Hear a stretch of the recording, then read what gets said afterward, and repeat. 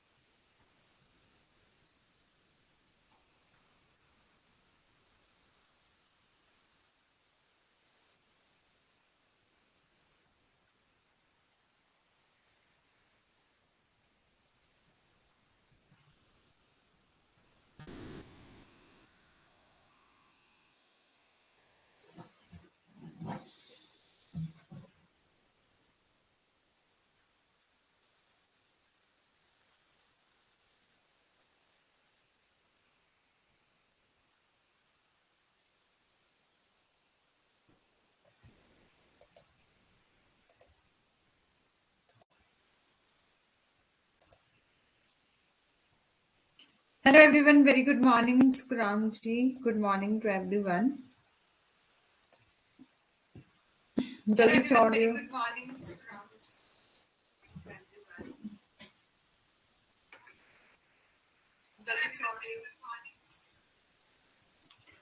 से audio video बता देंगे. ऑडियो वीडियो सही है, क्लियर है मैम, ठीक है. चलो आगे बढ़ने से पहले मैं आपको बता देना चाहती हूँ, ये हमारा व्हाट्सएप ग्रुप है, टेलीग्राम ग्रुप है, इनमें से आप कहीं भी ज्वाइन नहीं हुए हैं तो हो जाएंगे. यदि आप हमारा कोर्स परचेज करते हैं, आपको मिलते हैं notes, PYQ Vedant 100+ mock test and ये रहा हमारा कोड. यदि आप इसको यूज करेंगे तो आपको 10% ऑफ मिलेगा. ठीक है, 1 मिनट वेट कर लेते हैं, फिर स्टार्ट करते हैं. ठीक है, स्टेजेस ऑफ क्राइम एंड इनको हेट क्राइम हम आज डिस्कस करेंगे और एसेंशियल्स ऑफ क्राइम क्या है. ठीक है, 1 मिनट वेट कर लेते हैं, फिर स्टार्ट.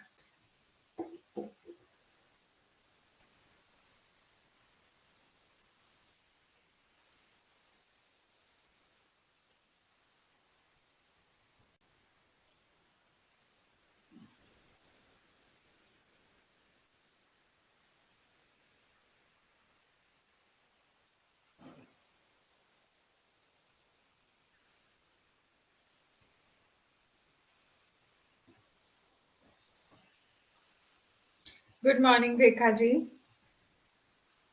कैसे हैं? ख्याल रखना है अपना, सबने ठीक है, सेहत का भी, और ताकि एग्जाम, और इस बार आपका एग्जाम जो है वो आपका ऑफलाइन होने वाला है. 1 डे होगा, मतलब 16 जून को ऑल जितने भी सब्जेक्ट्स होते हैं उनका एक ही एग्जाम होगा. जैसे कि मतलब एक ही दिन जो है सभी का एग्जाम होगा. शिफ्ट हो सकती है मॉर्निंग इवनिंग, बाकी एग्जाम आपका एक ही दिन होगा 16 जून. बहुत अच्छी बात है वैसे कि डेट पहले से अनाउंस हो गई है कि एक ही दिन होगा, तो दिक्कत नहीं है. ठीक है, ऑफलाइन पेपर होगा. ठीक है, चलो स्टार्ट करते हैं. स्टेजेस ऑफ क्राइम, इनको hate crime and essentials of crime. सबसे पहले कोई ना कोई पर्सन होना चाहिए, कोई ना कोई ह्यूमन बीइंग होना चाहिए, है ना, और उसका मेंटल कंडीशन यानी कि मेंसरिया होना चाहिए, एक्टस रिया, कि कोई पर्सन जो कि एक्ट कर रहा है, और उस एक्ट से क्या होनी चाहिए, इंजरी होनी चाहिए किसी न किसी पर्सन को. सेक्शन 44 ऑफ आईपीसी में बताया गया. इंजरी का क्या मतलब है, harm to body, mind, reputation और प्रॉपर्टी. एसेंशियल्स ऑफ क्राइम क्या है, पर्सन, दूसरा मेंसरिया, तीसरा एक्टस रिया, इंजरी. सेक्शन 44 में डिफाइन करा है इंजरी किस किस तरह की होती है, चोट किस किस तरह की हो सकती है. तो शरीर की चोट, मन की चोट, प्रतिष्ठा की चोट और आपकी संपत्ति को नुकसान, ये सब आपका इंजरी में आता है. स्टेजेस ऑफ क्राइम, 4 स्टेजेस है जो कि प्रेस्क्राइब करी गई है. सबसे पहले इंसान की इंटेंशन होती है, यानी कि इंसान के माइंड में इंटेंशन, यानी कि उसकी इंटेंशन, मंशा होनी चाहिए कि उसको गलत काम करना है. दूसरा, फिर एक बार इंटेंशन आ गई, फिर इंसान ने प्रिपेयर करा, जैसे कि आपके माइंड में है ना, पॉजिटिव वे में लेके चले तो आपके माइंड में है कि आपको किसी एग्जाम के लिए प्रिपेयर करना है, उसको क्लियर करना है. ठीक है, उसको क्लियर करना है, उसके लिए क्या करना पड़ेगा, सबसे पहले आपके मन में आया इंटेंशन. ठीक है, आपके माइंड में आई इंटेंशन कि मेरे को वो एग्जाम क्लियर करना, आपने प्रिपेयर किया, अटेम्प्ट किया और कंप्लीट किया। इसी तरीके से जब गलत काम करना होता है और क्राइम करना होता है तो उसके लिए भी सबसे पहले इंटेंशन होती है, उसके लिए प्रिपेयर करना पड़ता है, प्रिपेयर के बाद अटेम्प्ट होगा, अटेम्प्ट के बाद जो है वो completion. Mains Riya, intention mains rea is never punish, ठीक है, कि आप अपने माइंड में सोच रहे हो तो उसके लिए कोई पनिशमेंट अवेलेबल नहीं है, उसके लिए कोई पनिशमेंट अवेलेबल नहीं है। जब आप अटेम्प्ट करते हो वो आपका पनिशेबल है। Attempt is punished as inchoate crime, प्रयास को इनकोहेट क्राइम अपराध के रूप में जो है वो दंडित किया जाता है। फर्स्ट स्टेज है आपकी intention, first stage of crime है। इंडियन पेनल कोड में बोला गया है कि इंटेंशन के लिए कोई पनिशमेंट नहीं मिलती stage of committing a crime, since it is first step, ठीक है, कि ये क्या है, फर्स्ट स्टेप है। There must be bad intention, कि क्राइम के लिए एसेंशियल्स है कि बैड इंटेंशन होनी चाहिए, गुड फेथ में ना किया गया हो, बैड इंटेंशन होनी चाहिए, और act to be classified as a crime which is referred to as mens rea for it to be a deemed a crime, ठीक है, उसको हम मान सकते हैं यदि किसी पर्सन की इंटेंशन है वो भी गलत इंटेंशन है, बैड इंटेंशन है, ठीक है, मेंस रिया है, उसी को हम मानेंगे कि यहाँ पर क्राइम हुआ। The act itself is not lawful if there is no harmful intent behind it. To be a crime, both the intention and the conduct must be present, ठीक है, कि अपराध होने के लिए इरादा और आचरण दोनों ही जो है वो मौजूद होने चाहिए। Intention, knowledge, motive, recklessness and negligence, ये सभी क्या है, अम्ब्रेला है मेंसरिया के लिए, मतलब मेंसरिया के ही टर्म में ये सब आते हैं। नॉलेज, की किसी पर्सन की इंटेंशन थी कि उस पर्सन को गलत काम करना था, उस पर्सन को किसी का मर्डर करना था, चोरी करनी थी, उसकी इंटेंशन थी, उसको नॉलेज था कि मैं ऐसा एक्ट करूंगा तो इससे क्या हो जाएगा, वो एक्ट मतलब जो ऑफेंस जो है वो हो जाएगा, जो एक्ट करूंगा वो गलत होगा। मेंसरिया यहाँ पर आपको साफ साफ दिख रहा है, तो उसको नॉलेज था। मोटिव, कि उसको पैसे चाहिए इसलिए उसने चोरी कर ली। रेकलेसनेस, गलती से हो गया। नेग्लिजेंस, ये सब आपके फॉल होते हैं मेंसरिया में। Intention is a person will focus on a certain action, ठीक है, कि एक व्यक्ति एक निश्चित कार्यवाही पर केंद्रित करेगा। उदाहरण के लिए ए बी को चुरा घोंपता है, तो यहाँ पर साफ साफ आपको दिख रहा है कि ए बी को मारना चाहता था, ए का बी को मारने का स्पष्ट इंटेंशन था, ठीक है। मोटिव, मोटिव क्या होता है, व्हेन अ पर्सन एक्ट, ठीक है, कि जब पर्सन जो है वो एक्ट करता है वो मोटिवेटेड होता है अपने गोल के लिए, कि मेरे को वो लक्ष्य प्राप्त करना है, ठीक है, इसके लिए क्या होता है, वो मोटिवेटेड होता है। कि फॉर एग्जाम्पल के लिए, उदाहरण के लिए, मेरे दोस्त ने आइसक्रीम चुरा ली, फॉर एग्जाम्पल के लिए बहुत छोटा सा एग्जाम्पल दिया है कि मेरे दोस्त ने आइसक्रीम जो है वो स्टोल कर ली, ठीक है, चुरा रही, और सो आई किल हिम, ठीक है, इसलिए मैंने उसे मार डाला। जब मैंने कार्यवाही की तो मैं अपनी आइसक्रीम को पुनः प्राप्त करने की आवश्यकता से प्रेरित था, कि मेरे को उसके साथ लड़ाई करनी है और आइसक्रीम जो है वो लेनी है, तो ये मेरा क्या है, उद्देश्य है। नॉलेज, की एक पर्सन जो कि अवेयर है consequences ऑफ देयर बिहेवियर, ये does not seem to care, कि यदि कोई व्यक्ति अपने व्यवहार के परिणाम से अवगत है फिर भी वो फिर भी परवाह नहीं करता, यानी कि उसको पता है कि मैं ये एक्ट करूंगा तो क्या हो जाएगा, दूसरे पर्सन को नुकसान पहुंचेगा, ठीक है, यानी कि उसको नॉलेज था, वो अवेयर है, ठीक है। फॉर एग्जाम्पल के लिए, मैं अपने दोस्त को मारने और अपनी आइसक्रीम को पुनः प्राप्त करने में असमर्थ था, इसलिए मैंने कुछ अलग करने की कोशिश करने का फैसला किया, क्योंकि मेरे को नॉलेज था कि मैं उसके साथ मारपीट करूंगा तो मैं अपनी आइसक्रीम को वापस ले लूंगा। फॉर एग्जाम्पल के लिए, वो पर्सन जानता था कि मैं चोरी करूंगा, मतलब यदि मैं चोरी करूंगा तो उन लोगों को तो नुकसान पहुंचेगा जिनके घर में चोरी हुई है, ठीक है, साथ ही साथ मेरे पास क्या आएंगे, पैसे आएंगे जो भी मैंने चोरी करी है। तो इट मीन्स कि उस पर्सन को नॉलेज है कि कॉन्सिक्वेंसेस क्या हो सकती हैं उसके बिहेवियर की, वो होता है आपका नॉलेज। ये सब आपके मेंसरिया में आते हैं। रेकलेसनेस होता है लापरवाही, लापरवाही as a state of mind, मन की स्थिति, जिसमें कोई व्यक्ति किसी कार्य को करने की संभावना का अनुमान जो है वो लगाता है। कि recklessness is a state of mind in which a person anticipate the possibility of carrying out act what fall to consider the risk that may result from the act. लापरवाही मन की स्थिति है जिसमें कोई व्यक्ति किसी कार्य को करने की संभावना का अनुमान लगाता है लेकिन उस कार्य के परिणाम स्वरूप होने वाले जोखिम पर विचार करने में विफल रहता है। Negligence, it is failure to carry an obligation on responsibility.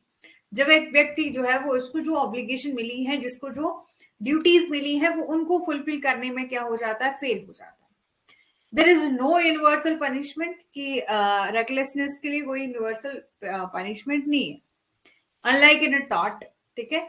There are just a few circumstances when criminal liability is established under the IPC, ठीक है। कुछ परिस्थितियां हैं कि जब आईपीसी के तहत आपराधिक दायित्व स्थापित जो है वो किया जाता है। सेकेंड स्टेज है आपकी प्रिपरेशन, ठीक है। सेकेंड स्टेज क्या है, किसी क्राइम को कमिट करने के लिए प्लान करेंगे और उसको ऑर्गेनाइज करेंगे, ठीक है, कि प्रिपरेशन होनी चाहिए। To carry out a criminal act involved putting together all the resources required it, and there has not been an offense, and as a result there is no punishment for the offense at this point, ठीक है, कि अभी तक जो है वो कोई अपराध नहीं हुआ है और परिणाम स्वरूप उस बिंदु पर अपराध के लिए जो है वो कोई सजा नहीं है जब तक कि, ठीक है, प्रिपरेशन की स्टेज पर। तो यहां पर बोला कि there are the specific activity, ठीक है, हाउएवर, कि कुछ देखो, यदि आपके मन में, ठीक है, मन में यानी कि जो आपकी इंटेंशन है, मेंस लिया है तो मेंस लिया आपकी इंटेंशन आपकी है किसी ऑफेंस को करने की, लेकिन अभी आपने अपने माइंड में सोचा है, अभी आपने कुछ किया नहीं, तो उसके लिए नो पनिशमेंट। प्रिपेयर किया, आपने एक्ट नहीं किया, तो उसके लिए भी नो पनिशमेंट। लेकिन इसकी कुछ एक्सेप्शन भी है, कुछ स्पेसिफिक एक्टिविटी भी है जिनको प्रोहिबिट किया है अंडर आईपीसी। यदि आप वो एक्टिविटी कर रहे हो, उसके लिए आप प्लान कर रहे हो, तो आपको पनिशमेंट मिल सकती है। अदरवाइज नॉर्मल सर्कमस्टांसेस में देखें तो प्रिपरेशन के लिए भी कोई पनिशमेंट अवेलेबल नहीं है। लेकिन कुछ एक्टिविटी जो कि हम आने वाले सेशंस में करेंगे या आज ही करेंगे आगे आने वाली स्लाइड्स में। थर्ड है आपका attempt. After the preparation has been completed, जब प्रिपरेशन जो है वो कंप्लीट हो जाती है, तो attempt is continuous step toward executing a crime. तो एक अपराध को अंजाम देने की दिशा में एक प्रयास एक निरंतर कदम है, और इस नियम के कोई अपवाद नहीं है। There is no exception to this rule, ठीक है, कि इस नियम के कोई अपवाद नहीं है। भले ही परिस्थितियां ऐसी हों कि अपराध करना असंभव होगा, किसी को जो है वो इंग्लिश लॉ के तहत कोशिश करने के लिए भी जो है वो दोषी पाया जा सकता है, ठीक है। यानी कि अटेम्प्ट की पनिशमेंट आपके लिए है, ठीक है। जो भी पर्सन अटेम्प्ट करता है तो उसके लिए पनिशमेंट है। एक केस है Narayan Das versus state of West Bengal. यहां पर इस केस में क्या हुआ था, प्रतिवादी ने अपनी, ठीक है, the defendant has undeclared note sweet into the his pant, की पैंट की जो पॉकेट होती है जिसमें जो है वो नोट सिले थे, ठीक है, अघोषित नोट जो है वो सिले थे, ताकि उसको कस्टम ऑफिस, यानी कि कस्टम में उस टाइम जो है वो कस्टम ऑफिस के द्वारा उसको डिटेक्ट कर लिया, यानी कि पकड़ लिया गया। ये बोला कि उसने अपनी पैंट की पॉकेट में अघोषित नोट जो है वो सिले थे और सीमा शुल्क अधिकारियों के द्वारा इसका पता लगाया गया था। अदालत ने फैसला सुनाया कि उसने तैयारी की बिंदु जो है वो पारित किया था, और समुद्री सीमा शुल्क अधिनियम के अनुसार देश से बाहर नकदी नोटों की तस्करी का प्रयास किया है, एक अपराध है। यहाँ पर उसने अटेम्प्ट करा है, लेकिन क्या है, ये अपराध है। According to sea custom act, attempting to smuggle cash note out of the country is a crime, ठीक है, क्योंकि उसने बिल्कुल फुल तैयारी करी थी, यानी कि अपनी पैंट की पॉकेट में जो है वो अघोषित नोट जो है वो सिले थे, यानी कि उसने फुल तरीके से प्रिपरेशन तो करी थी। अटेम्प्ट भी हो जाता है, यदि वो वहां से निकल जाता, वहां जाके उन नोट्स की स्मगलिंग करता, तो वो क्या हो जाता, क्राइम हो जाता ऑटोमेटिक, ठीक है। अब है आपकी फाइनल स्टेज अकम्प्लिशमेंट, की it is the last step of final of criminal act. in this stage the offender has completed all three primary phase, कि ये इस चरण में अपराधी ने सभी 3 प्राथमिक चरणों को पूरा कर लिया है, यानी इरादे, तैयारी और प्रयास किए गए अपराध के चरण, इस बिंदु पर कि व्यक्ति ने उस एक्ट को जो है वो कंप्लीट कर लिया, एक्टस रिया कंप्लीट हो गया, यानी कि उसने सबसे पहले इंटेंशन यानी कि उसके माइंड में आया, उसकी बाद उसने प्रिपेयर करा, प्लानिंग करी, प्लानिंग के बाद क्या किया उसने, प्लानिंग के बाद क्या किया, अटेम्प्ट किया, और इंटेंशन था, प्रिपरेशन था, और अटेम्प्ट था, और कंप्लीशन, ठीक है, यही था, एक्टस रिया कंप्लीट हो गया। अब है आपका difference between attempt and preparing for an attempt. Distinction between attempting something and preparing for it, it has a long been debated. On the other hand, academic evolution has been defined the difference between the attempt and preparation.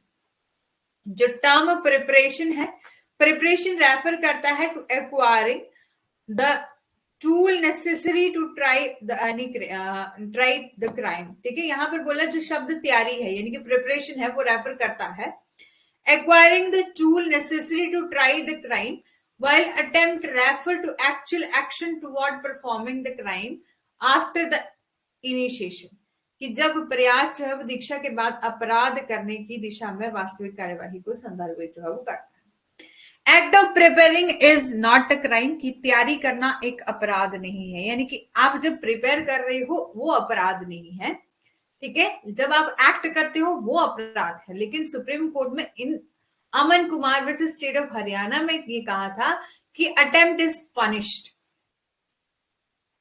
Attempt कहा मैंने, जब आप prepare करते हो तो वो आपका crime नहीं है, लेकिन जब आप अटेम्प्ट करते हो तो वो आपका पनिशेबल है, तो वो ऑफेंस बन जाता है, यानी कि अटेम्प्ट किया उसने, अटेम्प्ट टू मर्डर किया। It was noted by the Supreme Court. Supreme Court ने Aman Kumar versus state of Haryana के केस में ये कहा था that an attempt is punished since it raises a specter of danger and that a person's moral responsibility is same whether he failed to carry out his objective, क्योंकि यह खतरे की आशंका पैदा करता है कि एक व्यक्ति की नैतिक जिम्मेदारी है कि वह अगर किसी अपने उद्देश्य को पूरा करने में विफल रहता है तो, ठीक है। ये सुप्रीम कोर्ट ने ये रूल दिया in Sagayam versus state of Karnataka के केस में कि attempt to committing crime must be differentiated from the intention to do and its preparation for its conduct, कि इस मामले में ये कहा कि अपराध करने के लिए के प्रयास को करने के लिए इरादे और आचरण की तैयारियों से अलग जो है वो किया जाना चाहिए, ठीक है। इनकोहेट क्राइम क्या होते हैं, इनकोहेट क्राइम होते हैं जो कि फुली कंप्लीट नहीं है, जैसे कि अटेम्प्ट किया जा रहा है, अभी फुल फाइनल क्राइम हुआ नहीं है, आपने अटेम्प्ट किया लेकिन वो हो नहीं पाया, ठीक है, यानी कि अटेम्प्ट आपने किया लेकिन आप उसको कंप्लीट नहीं कर पाए, वो होते हैं इनकम्प्लीट इनकोहेट क्राइम। इनकोहेट का मीनिंग होता है just begin, not fully form और डेवलप, अभी शुरू हुआ है, इसे पूरी तरह से गठित या विकसित नहीं हुआ है। इलस्ट्रेशन क्या है, A want to commit a murder, कि ए हत्या करना चाहता है, ए बी के पीछे छिपता है और उसके सिर पर बल्ले से बहुत जोर से वार करता है, बी गिर जाता है और ए उसके शरीर को नदी में फेंक देता है, लेकिन बी किसी तरह से फिर भी बच जाता है। तो यहाँ पर इच्छित मेंसरिया पूरा नहीं हुआ है और बी की हत्या थी, ठीक है, कि यहाँ पर बोला है फिर भी बी जो है वो सरवाइव कर जाता है। Here intended mens rea is not fulfilled which was a murder B, कि वो, ठीक है, यहाँ पर जो ए ने एक्ट किया कि वो ए जो है वो कमिट करना चाहता है मर्डर, ठीक है, और इसी के लिए जो है वो बी पर बी के सिर पर बल्ले से वार करता है और उसको नदी में फेंक देता है उसके शरीर को, लेकिन फिर भी बी जो है वो बच जाता है। तो यहाँ पर इसलिए बी पर जो है वो हत्या का आरोप जो है वो नहीं लगाया जा सकता, बल्कि केवल हत्या के प्रयास का आरोप जो है वो लगाया जा सकता है, ठीक है। तो this type of offences where mens rea is not fulfilled is called inchoate crime, कि ऐसे टाइप ऑफ ऑफेंसेस हैं जहां पर मेंस रिया फुलफिल नहीं होता है, उसको हम इनकोहेट क्राइम कहते हैं। There are the 3 type of inchoate crime. सबसे पहले आपका अटेम्प्ट, दूसरा क्रिमिनल कॉन्स्पिरेसी, थर्ड है आपका अवेटमेंट, ठीक है, कि इस प्रकार का अपराध जहां पर मेंस रिया को पूरा नहीं किया जा सकता उसे इनकोहेट क्राइम कहते हैं। सबसे पहले आपका अटेम्प्ट, दूसरा criminal conspiracy and abetment. Intention, preparation और attempt and completion. Intention, mens rea is never punished, कि इरादा जो है वो मेंसरिया कभी दंडित नहीं किया जाता। और attempt is punished as inchoate crime, कि प्रयास को इनकोहेट अपराध के रूप में जो है वो दंडित किया जाता है। Preparation is punished only following cases. हमने डिस्कस किया ना कि मेंसरिया के लिए कोई पनिशमेंट नहीं है, अटेम्प्ट के लिए जो है वो अटेम्प्ट के लिए पनिशमेंट है, ठीक है, एज एन इनकोहेट क्राइम के रूप में। लेकिन प्रिपरेशन की स्टेज पर पनिशमेंट नहीं है। कुछ एक फॉलोइंग केसेस ऐसे हैं जिसके लिए पनिशमेंट अवेलेबल है, ठीक है। कौन कौन से? यदि आप प्रिपेयर कर रहे हो वेज गवर्नमेंट, ठीक है, आप जो है वो प्रिपरेशन कर रहे हो सरकार के खिलाफ युद्ध छेड़ने की तैयारी कर रहे हो, सेक्शन 122। आप प्रिपेयर कर रहे हो कि आप कमिट करना चाहते हैं depredation on the territories of the power at a peace with the government of India, section 126, ठीक है। और आप प्रिपेयर कर रहे हो कि आपको कमिट करनी है डकैती, 399। आप position of material and for fitting of coin, कि सिक्कों की जालसाजी के लिए सामग्री इकट्ठा कर रहे हैं, उसका आप वो मटेरियल आपके पोजीशन में, तो सेक्शन 235 में दिया गया। पोजीशन ऑफ काउंटरफीट कॉइन, ठीक है, कि आप नकली सिक्के को अपने पास रख रहे हो, अपने पोजीशन में रख रहे हो, सेक्शन 242 एंड 243 में ये दिया गया। Position of material for counterfeiting the government stamp, ठीक है, section 256। Position of counterfeit government stamp, section 259। Position false weights and measures, ठीक है, कि आप गलत वजन और माप जो है वो कर रहे हो, तो ये आपका सेक्शन 266 में दिया गया है। और पोजीशन कर रहे हो, आपके पास पोजीशन है, फोर्स कोई डॉक्यूमेंट आपने रखे हैं अपने पास, तो सेक्शन 474, ठीक है। कि जनरल एक्सेप्शंस कौन कौन सी है ये हम अभी डिस्कस करेंगे, यहां तक बताएंगे। कंप्लीट सबको समझ आ गया? जनरल एक्सेप्शन स्टार्ट करेंगे।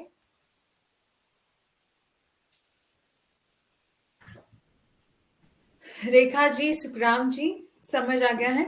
एक मिनट रुकना।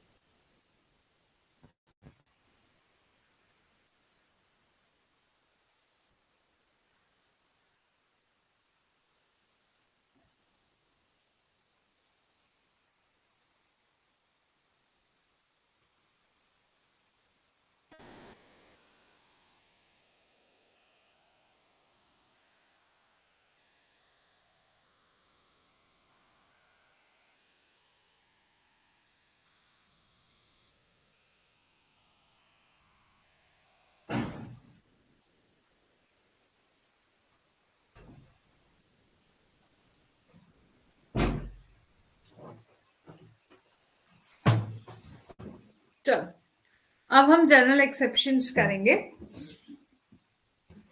General exception under Indian panel code. General exception क्या होते हैं? कुछ टाइप ऑफ डिफेंसेस होते हैं, जैसे कि जनरल एक्सेप्शन क्या है? डिफेंस है, कि हम इन जनरल एक्सेप्शंस को प्रूव कर देंगे तो हम अपने एक्ट से, जो हमने एक्ट किया है उसके कंसिक्वेंसेस से बच सकते हैं, उसके परिणाम से बच सकते हैं। General exceptions are defences provided to the accused which exculpates criminal liability, जिससे जो है वो क्रिमिनल लाइबिलिटी से बचा जा सकता है। N accused can be prevented from criminal liability of any illegal act और ओमिशंस, कि एक एक्यूज जो है वो को प्रिवेंट किया जा सकता है उसकी क्रिमिनल लाइबिलिटी से, यदि वो जनरल एक्सेप्शन प्रूव कर देता है, ठीक है। कोई भी उसने एक्ट किया है ना इलीगल तरीके से, या उसने कोई ओमिशन किया, ऑफेंस किया है, एक्ट और ओमिशन किया है इलीगल तरीके से, ठीक है, तो उसके उस एक्ट के लिए जो जिम्मेदारी बन रही है, क्रिमिनल लाइबिलिटी बन रही है, उससे बचा जा सकता है यदि जनरल एक्सेप्शन प्रूव हो जाते हैं तो। Which mean there are some exception that can make an act or omission non-criminal or non-offenses. Chapter number 4 section 76 से लेकर 106 में क्या बताई गई हैं, एक्सेप्शन बताई गई हैं, जिनको हम जनरल डिफेंसेस भी कहते हैं, ठीक है। There was a need to altogether a different chapter, as a limitation need not be given after every penal provision to avoid repetition. कि पूरी तरह से अलग अध्याय में इसलिए रखा गया है, अब देखो कि ये जनरल एक्सेप्शन है ना, इनको अलग चैप्टर्स में इसलिए रखा, चैप्टर नंबर 4 सेक्शन 76 से लेकर 106 में इसलिए रखा क्योंकि आपको पता है, जैसे मान लीजिए हम मर्डर को डिफाइन कर रहे हैं, थेफ्ट को डिफाइन कर रहे हैं, तो उसमें आप हर बार ये तो नहीं लिखोगे कि यदि जो है वो मर्डर किया जाता है कि 7 साल से के बच्चे जो जिसकी उम्र 7 साल से कम है, तो वो उसकी कोई क्रिमिनल लायबिलिटी नहीं होगी। तो बार बार रिपीट करने के चक्कर से यहीं से जनरल एक्सेप्शन, जनरल डिफेंसेस का चैप्टर जो है वो ऐड कर दिया गया है ताकि अवॉइड किया जा सके रिपीटेशन। सेक्शन 6 ऑफ आईपीसी में बताया गया है definition in the code to understood subject to the general exception which mean that every definition of offenses, जिसका अर्थ है कि अपराध की हर परिभाषा, प्रत्येक दंड प्रावधान और उनमें से प्रत्येक चित्रण अध्याय सामान्य अपवाद में निहित अपवादों के अधीन जो है वो समझा जाएगा। कि पूरे के पूरे आईपीसी का कि जितने भी प्रोविजन है उन पर ये जनरल एक्सेप्शन वॉल होंगे, और बर्डन ऑफ प्रूफ किस पर रहेगा कि एक्सेप्शन को प्रूफ करना है, तो एक्यूज्ड पर, तभी तो वो बच सकेगा। और if the accused is able to prove, यदि वो एबल है कि वो प्रूव कर सकता है एक्सेप्शन को, देन ही और she will be exempted from charges against his criminal liability followed by it, ठीक है। Also the section 105 of Indian Evidence Act में ये कहा गया है कि when a person is accused of any offense, then the burden of proving the exception is on him।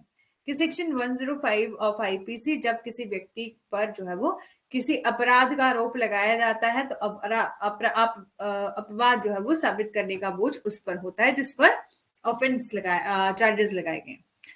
यहां पर इलस्ट्रेशन दिया गया है कि ए बी को मारता है, जब वह ऐसा अपराध करता है तो ए अनैच्छिक रूप से नशे में था, और यहाँ नशे को एक अपवाद के रूप में कि उसने इनवॉलंटरली इंटॉक्सिकेटेड था वो, और यदि उसको प्रूव करना है कि मैंने जो ऑफेंस किया, मैंने जो मर्डर किया, ठीक है, तो वो किस इंटॉक्सिकेशन में किया गया था, इनवॉलंटरली इंटॉक्सिकेशन में किया गया था, तो ये प्रूफ किसको करना पड़ेगा, ए को करना पड़ेगा। General exception during police investigation sometime as on police, कि पुलिस जांच के दौरान सामान्य अपवाद जो है वो कभी कभी पुलिस पर होता है। General exception under IPC chapter, this chapter consists 31 sections which can be classified under the following heads, ठीक है, कि इस चैप्टर में 31 सेक्शन है जिसमें क्लासिफाइड किया गया है इन सेक्शंस को, ठीक है। कि इन सबसे पहले आपका मिस्टेक ऑफ फैक्ट कहां से लेकर कहां दिया है, सेक्शन 76-79 मिस्टेक ऑफ फैक्ट बताता है। Judicial act 77-78, accident section 80, absence of criminal intent 81 से लेकर 86, and act done with consent section 87 से लेकर 90, और without consent 92, और ट्रिफलिंग एक्ट, ठीक है, 95, और प्राइवेट डिफेंस 96 से लेकर 106, ठीक है। और these exceptions are discussed below, जो कि हम डिटेल में डिस्कस करेंगे। सबसे पहले mistake of fact, it is based on maxim ignorantia facet exercit and non-ignorance juris non exercit। इसका क्या मतलब होता है कि ignorance of fact एक क्या है, एक्सक्यूज है। यदि आप प्रूफ कर देते हो कि मेरे को पता नहीं चला, ठीक है, फैक्ट की इग्नोरेंस होगी तो आपको माफी दी जा सकती है, एक्सक्यूज दिया जा सकता है।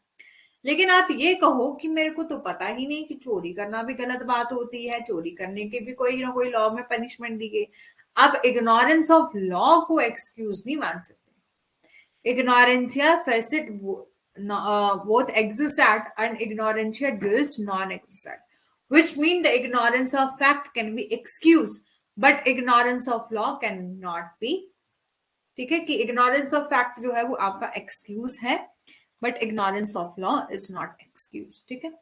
समझ आ गया, ये मैगजीन याद रखने वाली है, याद रखना ठीक है, ये केस है आपका क्वीन वर्सेस टॉल्सन, ठीक है, 1889 का केस है। यहाँ पर क्या हुआ था कि एक महिला ने दूसरे व्यक्ति से शादी की और उसका मानना था कि उसके पति की पहले मृत्यु हो गई, या इनकी एक वुमन ने जो है वो मैरी करी, मतलब शादी करी अनदर मैन से, इस विश्वास के साथ कि उसके हस्बैंड की डेथ हो चुकी है, क्योंकि काफी टाइम से वो आया नहीं था, मतलब काफी टाइम से, तो उसको ऐसा विश्वास था कि उसके हस्बैंड की डेथ होगी।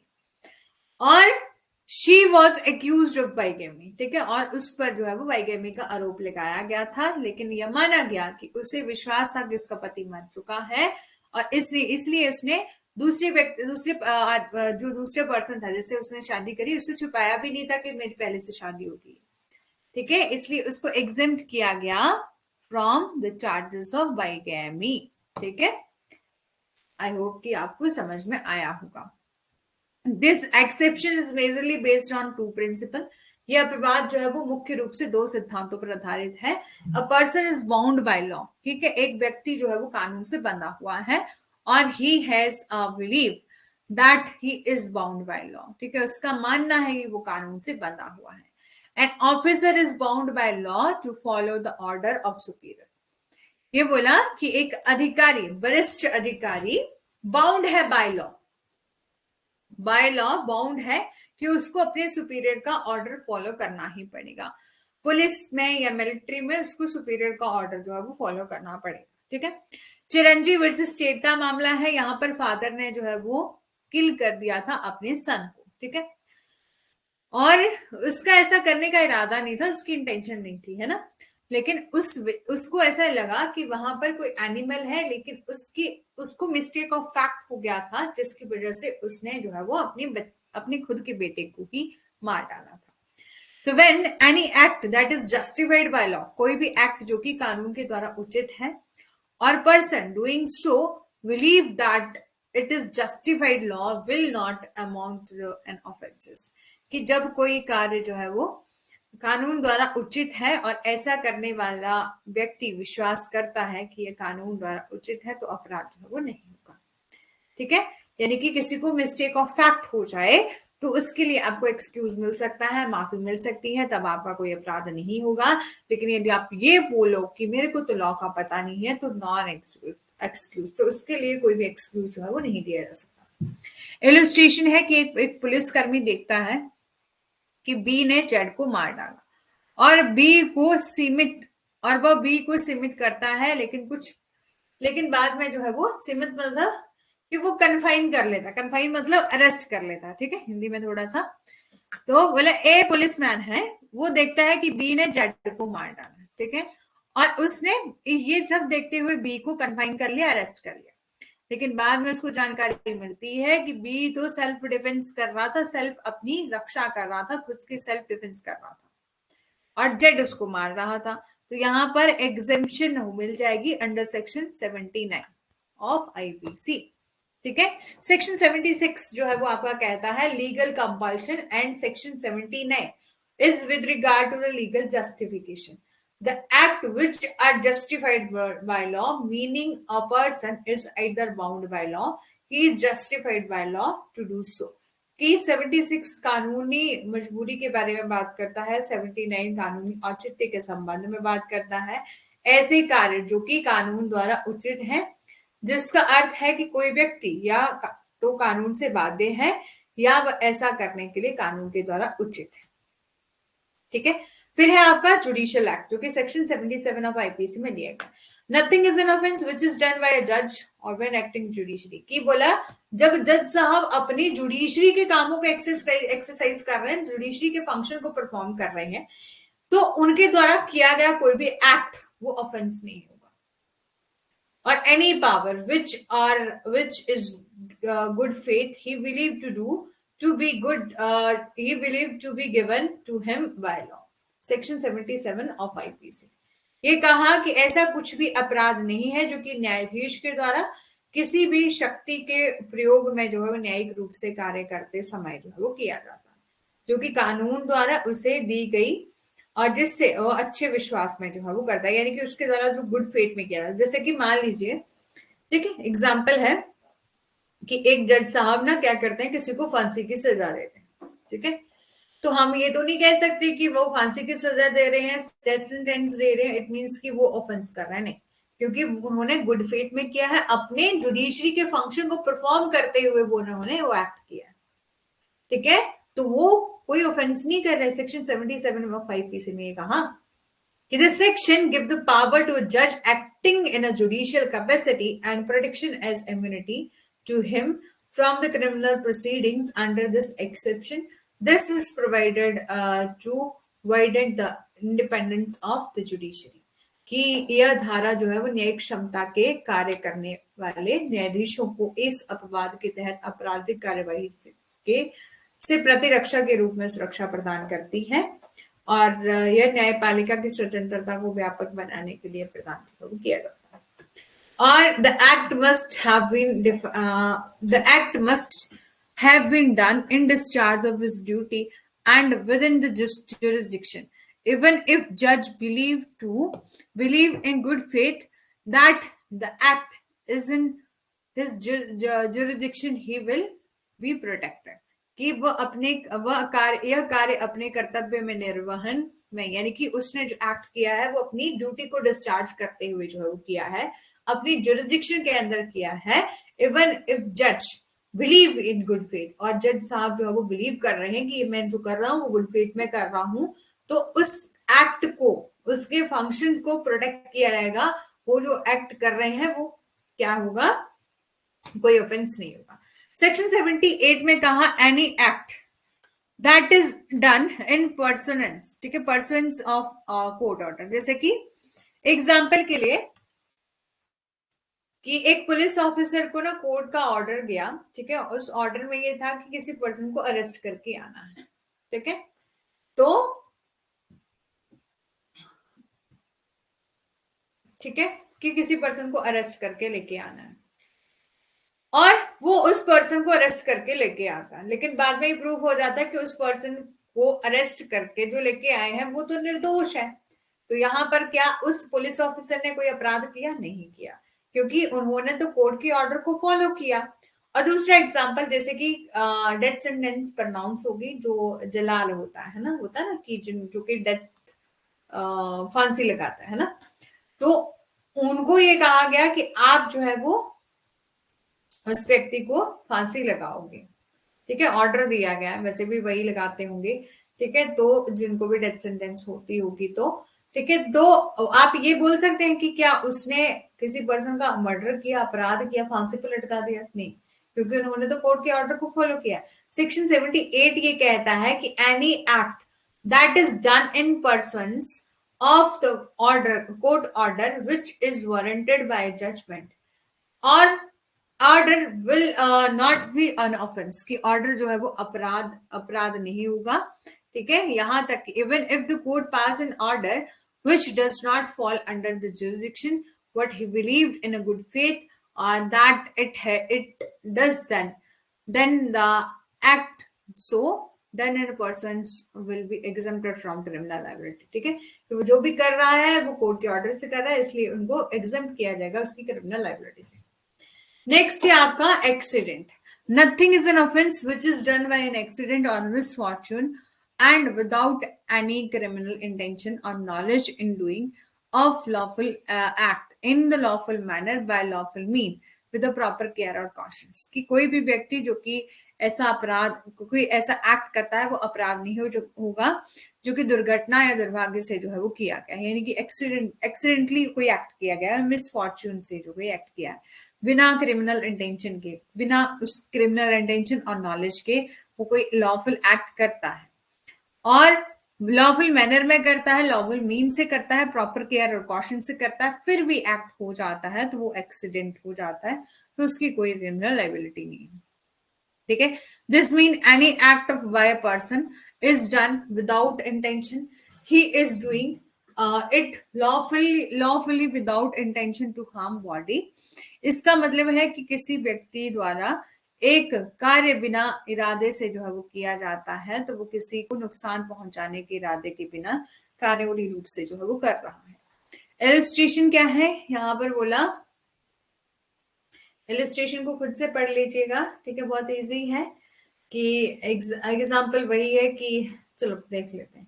किसी इमारत को ध्वस्त करते समय ए पड़ोस में उचित पड़ोसियों को उचित वार्निंग देता है, प्रॉपर वार्निंग देता है अपने नेबर्स को कि, और एक उचित संकेत लगाता है कि, लेकिन बी को पत्थर से जो है वो चोट लग जाती है।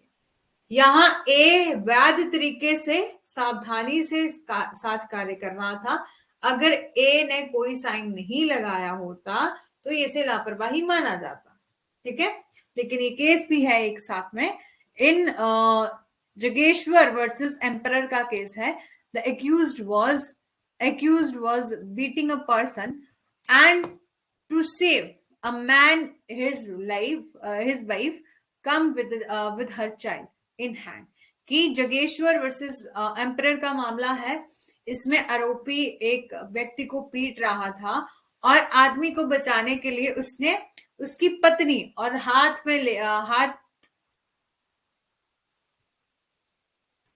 देखो इस केस में क्या हुआ था कि दो आदमियों के बीच में लड़ाई चल रही थी, ठीक है।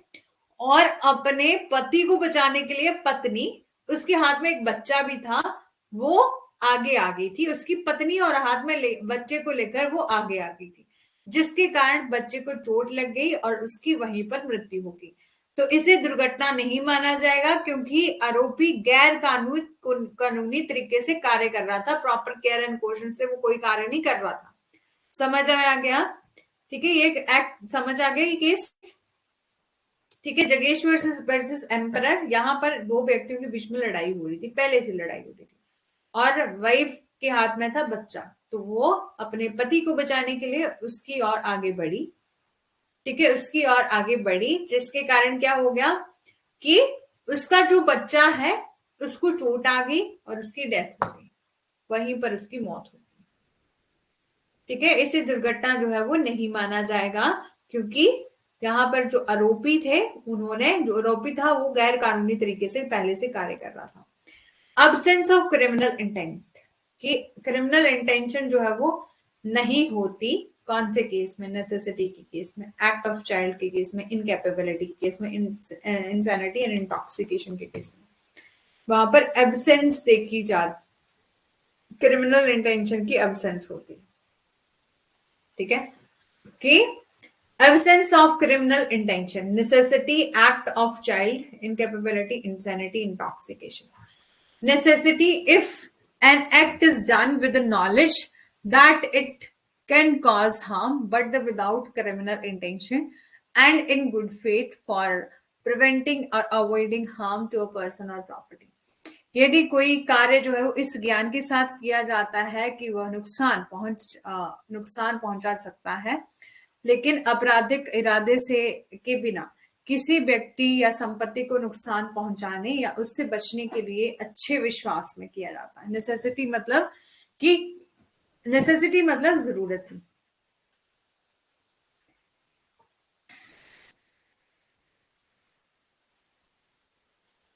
इंटेंशन सही नहीं थी जिसके कारण बच्चे की डेथ हो गई और जिसको मर्डर बोला गया। नहीं, ये मर्डर तो नहीं बोला गया, लेकिन इंटेंशन नहीं, वो जो एक्ट कर रहे थे वो सही नहीं था।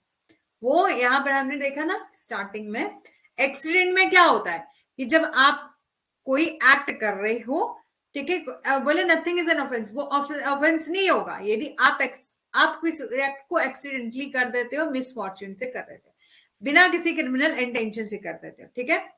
और किस तरह से किया जाएगा? लॉफुल एक्ट किया जाए। लेकिन वो जो लड़ाई कर रहे थे वो तो पहले से अनलॉफुल था। लॉफुल मैनर में किया जाए, लॉफुल मीन्स में किया जाए और प्रॉपर केयर एंड कॉशन से किया जाए। लेकिन जो दो व्यक्ति लड़ाई कर रहे थे वो तो क्या था? अनलॉफुल एक्ट था, शुरू से, स्टार्टिंग से ही अनलॉफुल था, ठीक है। इसलिए क्योंकि इंटेंशन जो है वो यहाँ पर नहीं थी, बच्चे को मारने की उसकी इंटेंशन नहीं थी, वो लोग आपस में ही लड़ रहे थे, ठीक है, बच्चे को मारने की नहीं थी, लेकिन फिर भी जो है उसको मर्डर कहा गया क्योंकि वो अनलॉफुल मैनर में जो है वो कर रहे थे, आपस में जो है वो लड़ाई कर रहे थे, ठीक है। अब्सेंस ऑफ क्रिमिनल इंटेंशन, ठीक है। अब्सेंस ऑफ क्रिमिनल इंटेंशन कब होती है? जब नेसेसिटी का केस होता है, एक्ट ऑफ चाइल्ड होता है, इंसैनिटी, इंटॉक्सिकेशन। नेसेसिटी के केस में क्या होता है?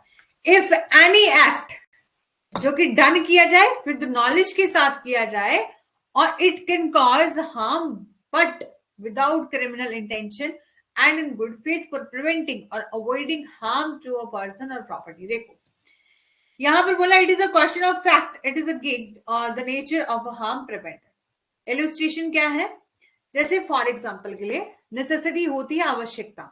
जब आपको आवश्यकता थी, यानी कि आपको नेसेसिटी दिखी, जरूरत दिखी कि आपको बड़े हार्म को कम करने के लिए कोई छोटा एक्ट करना है, तो आप क्या करोगे, छोटा एक्ट कर दोगे।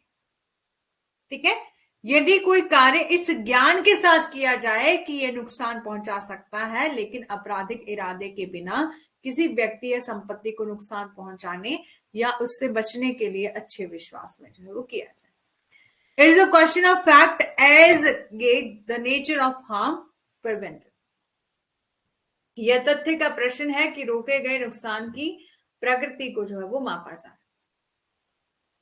ठीक है, इलस्ट्रेशन क्या है, यहां पर बोला जब एक व्यक्ति के जीवन को बचाने के लिए और 10 लोगों के जीवन को बचाने के लिए दो विकल्प होते हैं कि एक साइड जो है वो क्या है, एक व्यक्ति है और यहाँ पर 10 बच्चे हैं, तो आपको नेसेसिटी दिख रही है, जरूरत दिख रही है, तो आप जो है वो एक व्यक्ति की जान मतलब जोखिम में डाल सकते हो 10 बच्चों को बचाने के लिए। तो ये होती है आपकी नेसेसिटी जरूरत। Dudley versus Stephen, R versus Dudley and Stephen का केस दिखा था जूरिस्प्रूडेंस में, कई बार मैंने आपको पहले भी करवाया है। ठीक है, बाकी सब्जेक्ट्स में भी। तो डुनली are versus Dudley and Stephen का केस था। यहां पर क्या हुआ था इस मामले में, आरोपी ने मतलब दो लोग थे, ठीक है, दो बड़े लोग थे और एक छोटा बच्चा था 7 साल का।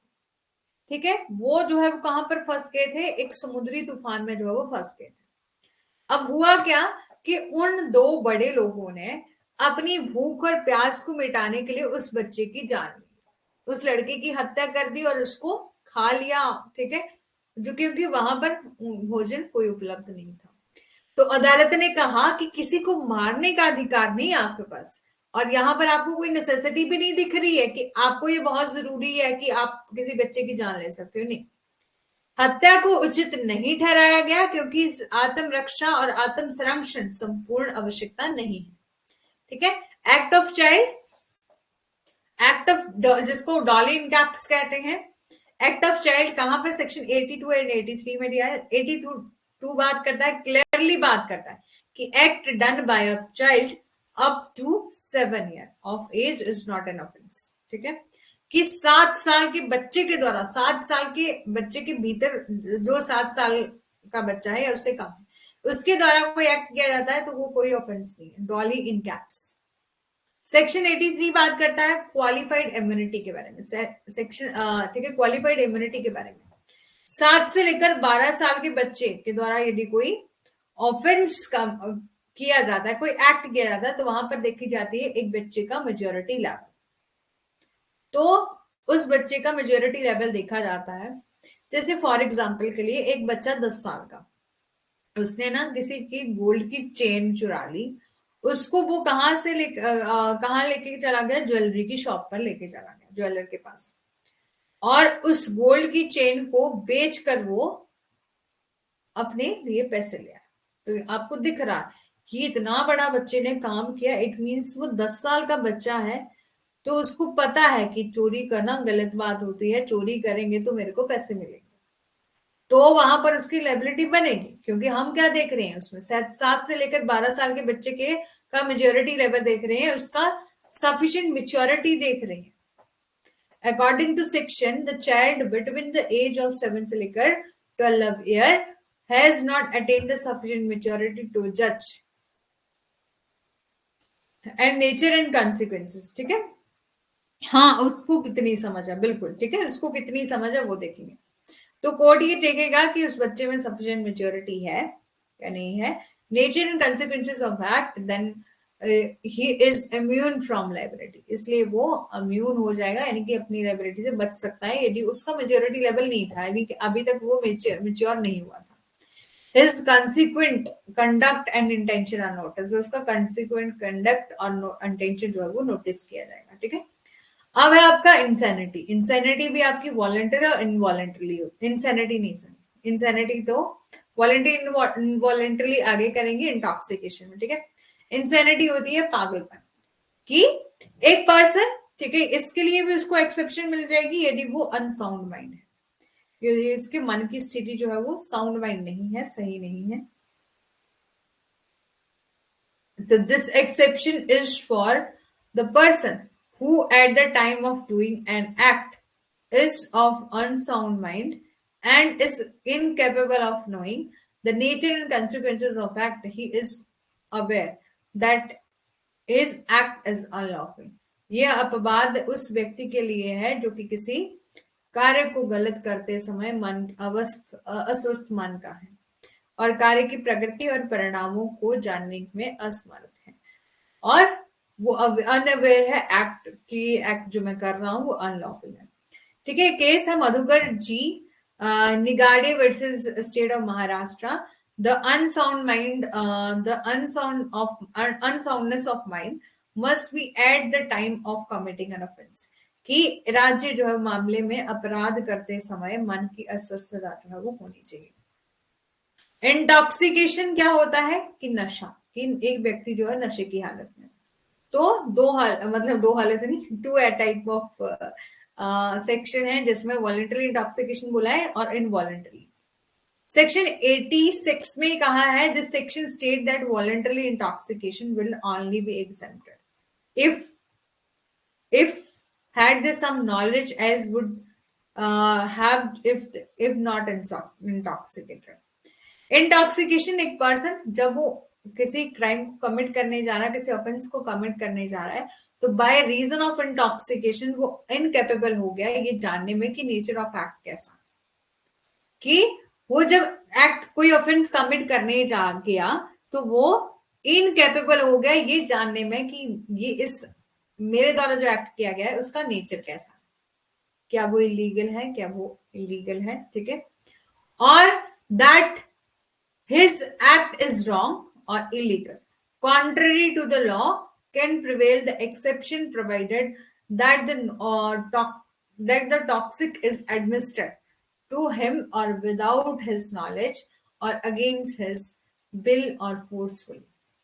ठीक है, कि ये बोला कि या एक ही उस कार्य जो है वो गलत या अवैध है और कानून के विपरीत इस अपवाद का जो है वो लाभ उठा सकता है, बशर्ते कि विषाक्त पदार्थ उसकी जानकारी के बिना या उसकी इच्छा के खिलाफ या बलपूर्वक प्रशासित किया जाता है।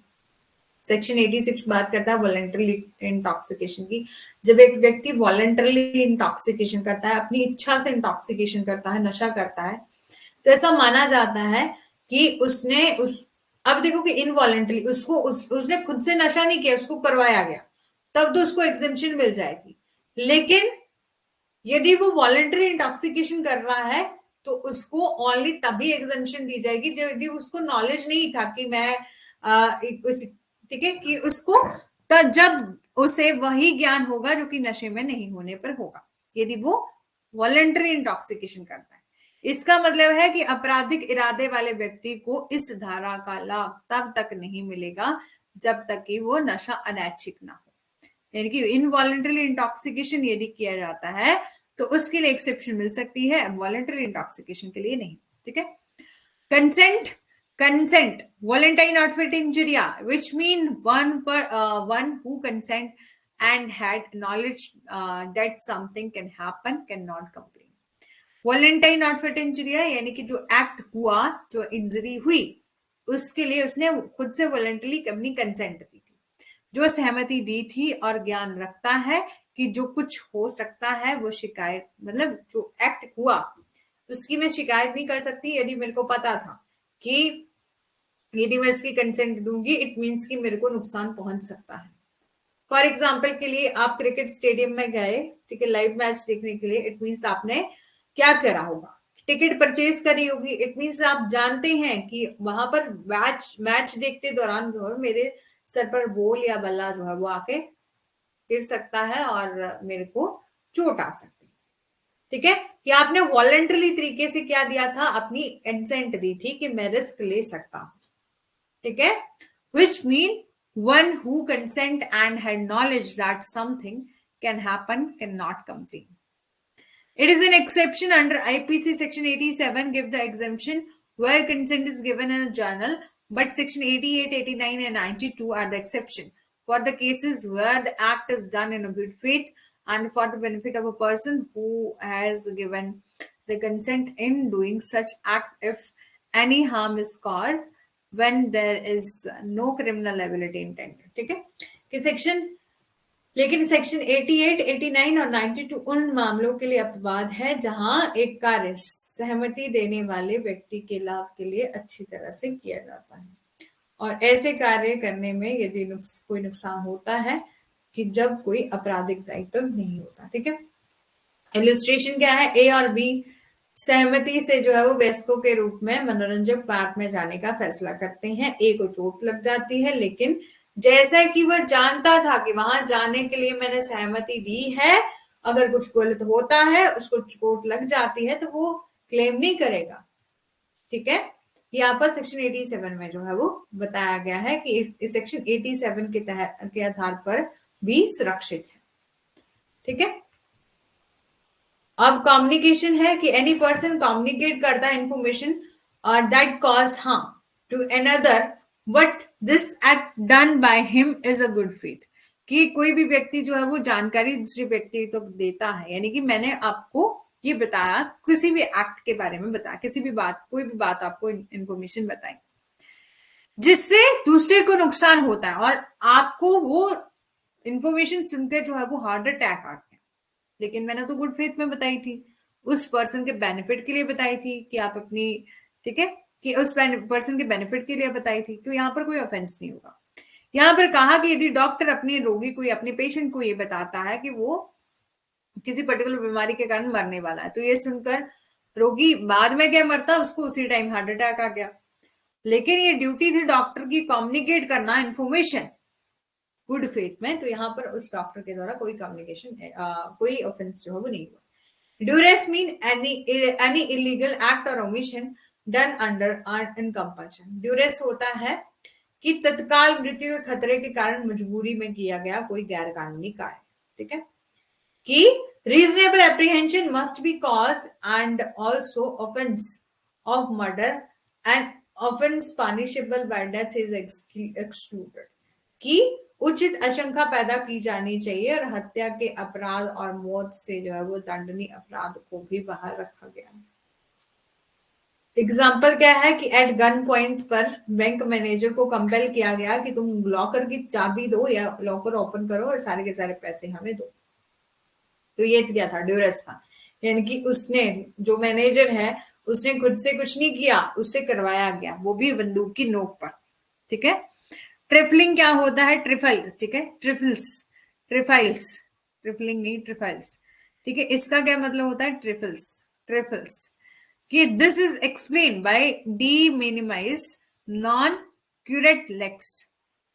ठीक है, इसका अर्थ है कि कानून ट्राइफल्स के बारे में चिंतित नहीं है, ये होते हैं छोटे छोटे मामले, बिल्कुल स्लाइट, हाँ, जैसे छोटे छोटे ऑफेंस हुए, लड़ाई झगड़ा हुआ छोटा मोटा, और आप कहाँ चले गए, पुलिस स्टेशन चले गए, कंप्लेंट दर्ज करवा ली, लेकिन कुछ सामान्य ज्ञान और स्वभाव का कोई भी व्यक्ति इस तरह के नुकसान की शिकायत जो है वो नहीं करेगा। आपके जैसे फॉर एग्जाम्पल के लिए बहुत छोटा सा क्या हुआ, किसी के गांव में छोटा सा झगड़ा हो गया और वो उस झगड़े को लेकर पुलिस स्टेशन चला गया। ठीक है, तो उसको इस आधार पर मना भी किया, मना क्या मतलब, ऐसा कोई ऑफेंस हुआ, ऐसा कोई छोटा सा एक्ट हुआ, बहुत स्लाइट हार्म हुआ कि जिसकी कंप्लेन करना सेंसिबल नहीं है, सही नहीं है, कि सामान्य ज्ञान और स्वभाव की का कोई व्यक्ति इस तरह के नुकसान की शिकायत जो है वो नहीं करेगा, ये अपराध नहीं होगा। ठीक है, कि बिल्कुल slight harm, no person is ordinary sense, की ऑर्डिनरी सेंस में कोई व्यक्ति जो है वो इसकी कंप्लेन करेगा ही नहीं। ठीक है, प्राइवेट डिफेंस, प्राइवेट डिफेंस क्या है वो हम कल करेंगे, और प्राइवेट डिफेंस में सारे के सारे सेक्शंस पढ़ने हैं। और